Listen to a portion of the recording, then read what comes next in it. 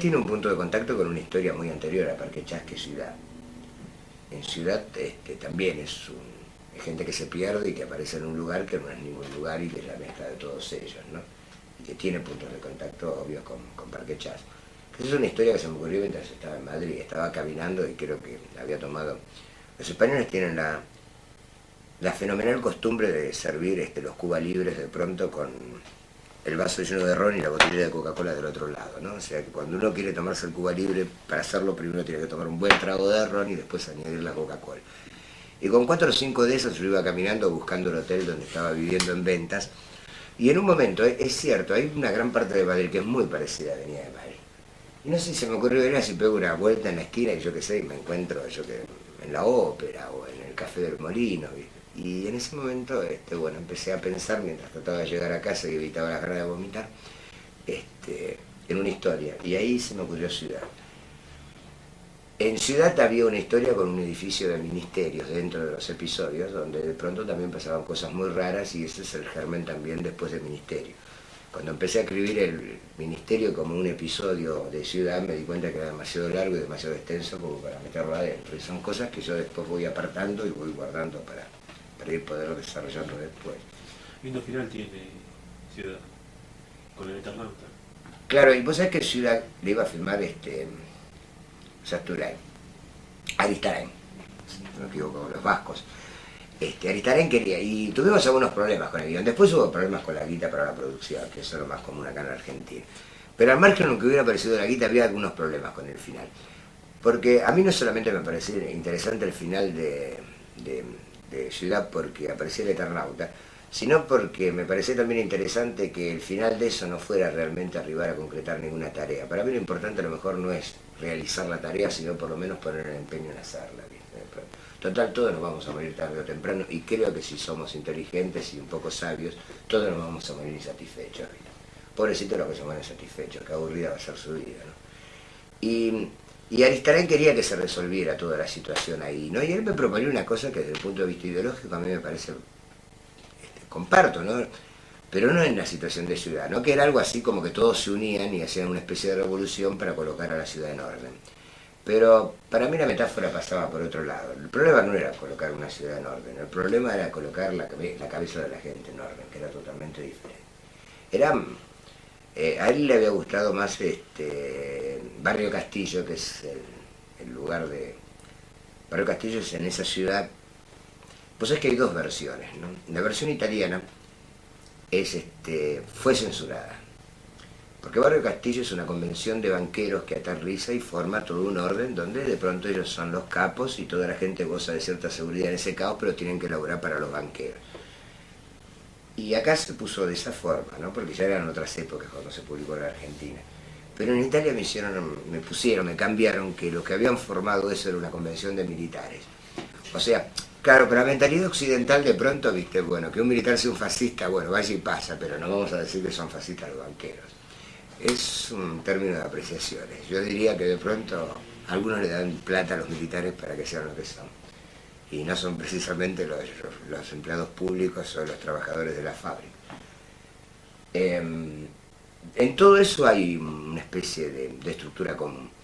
Y más allá de eso, en todo lo que escribo, por un placer mío particular, ¿no? Y porque me gusta tratar de hacer engranar las cosas, hay una especie de cronología general. Yo tengo un montón de episodios unitarios de una serie que no existe como serie, pero que es la guerra contra los Kragos. O sea, hay muchos episodios unitarios de una especie de guerra intergaláctica con otra raza por motivos imperialistas comunes, ¿no? O sea, la Unión Solar trata de avasallar la mayor cantidad de planetas y el problema es que los Kragos también quieren hacer lo mismo. O sea que no hay buenos ni malos, mejor dicho, hay malos y hay unos pobres que están en el medio de todo ese despelote y que son utilizados según los intereses, no, podríamos decir no geopolíticos, astropolíticos, porque ya estamos hablando, ¿no?, del universo. Pero donde lo que hago son muchas veces extrapolaciones de situaciones cotidianas. Hay historias que yo he contado. Había hecho una historia sobre una retirada en Vietnam, que se llamaba Retirada en Da Nang, que después fue el origen de un libro que se llamaba, fue el primer episodio de una historia que se llama New York Año Cero. Bueno, la retirada caótica de las tropas, de élite de los vietnamitas aliados de los norteamericanos, de los Hac Bao en Da Nang, colgándose de los aviones y tirándole granadas a los aviones que evacúan, es verídica y real, y aparte la contó un corresponsal de la Associated Press.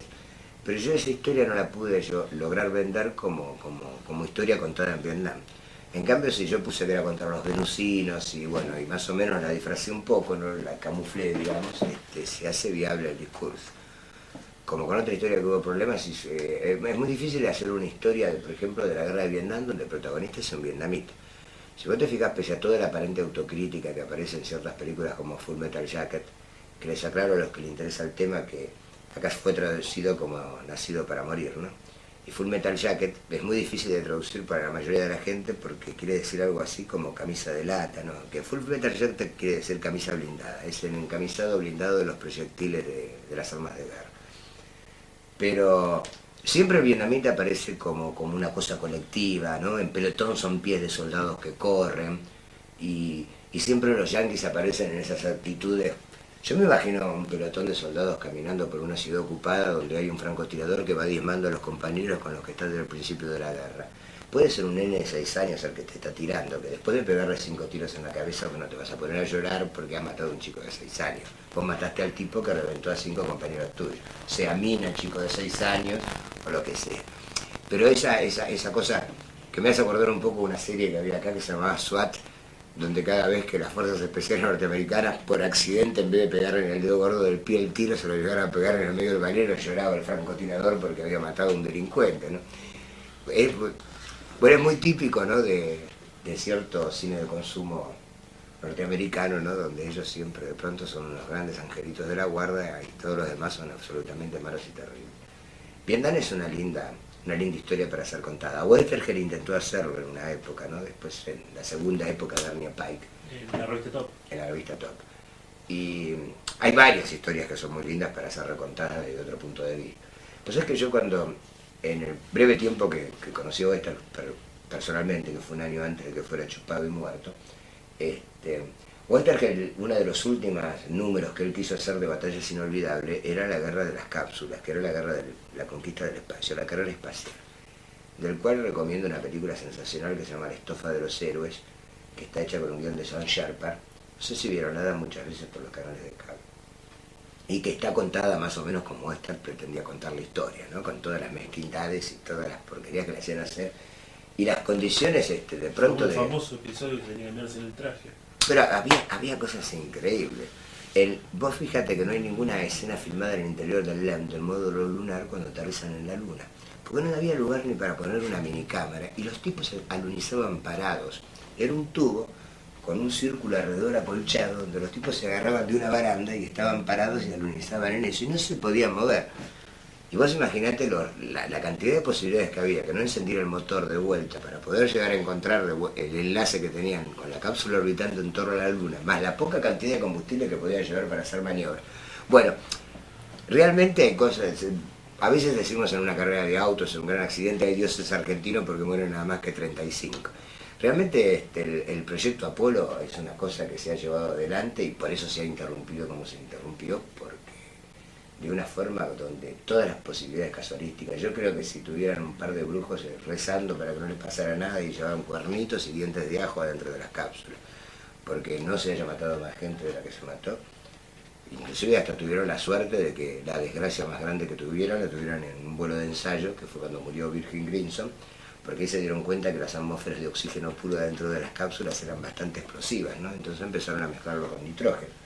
Pero les costó 3 tipos quemados en un vuelo de ensayo, no un vuelo siquiera, ¿no? Estaban haciendo un ensayo en tierra. Pero todo eso es muy interesante. Y en lo que respecta a las inspiraciones, ¿no? Hay cosas de la realidad que son tan alucinantes, de pronto, que inclusive a veces uno no puede llegar a contarlas como historias o como historietas siquiera, ¿no? Porque son realmente increíbles. Los norteamericanos desarrollan un prototipo de cañón antiaéreo automático rastreado, orientado por radar, ¿no? Para competir con un modelo similar ruso que se llama Shulk.